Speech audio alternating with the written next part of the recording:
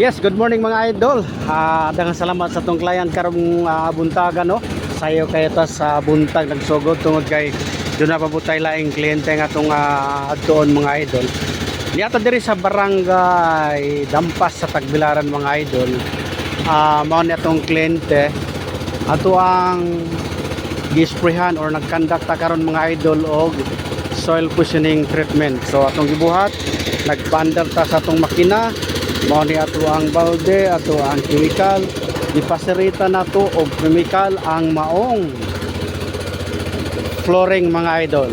Ang purpose to prevent nga musulod ang subterranean termites. Sa wala pa makahibalo mga idol, ang kasagaran mo damage sa balay kining gitawag og subterranean termites kanang mag-tunnel. So ato nang gi-prevent sa pamaagi nga nag-spray ta sa soil. So unsa may pamaagi mga idol o nang step ani mga idol, nag-spray mi sa footings dayon sukalo.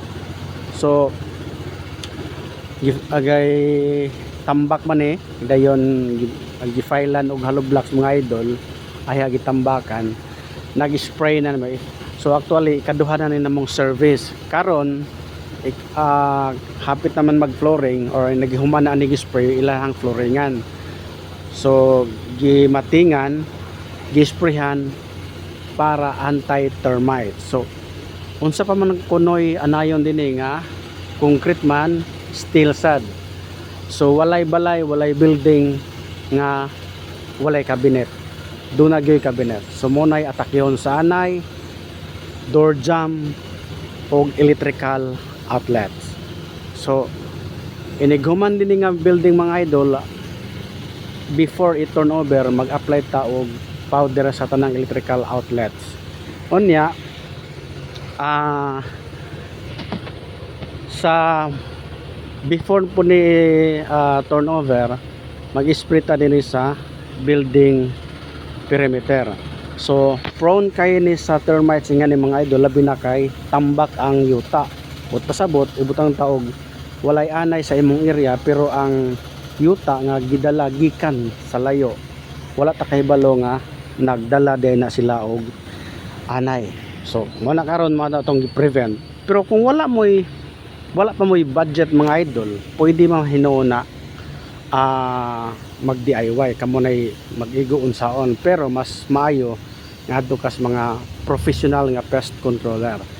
Kay siyempre kahibaw na og unsay mga pamaagi nga dili anayon ang maong building. So daghang nangutana unsa man gyud kinahanglan bagid na. Yes, kinahanglan tungod kay mao lagi sa kunang gikainangon walay building, walay balay nga walay electrical outlets. Kasagara diha na sila mo agi mga idol. Kaduha, cabinets. Katulo, door jamb.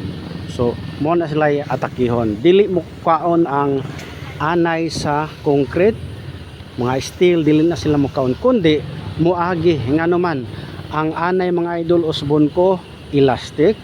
Kung pasabot bisag unsa kagamay nga cracks, unsa kagamay nga muagi na sila, dili na sila mo kaon kundi muagi. Okay, nasabtan ba na unsa demo? So nanan mga idol, kay daghang kayong pilosopo nga unsa kunoy anayon sa balay nga puro malagi kuno concrete. So sa wala pa makasabot ang anay, dili mo kaon og concrete kun dili muagi sa concrete.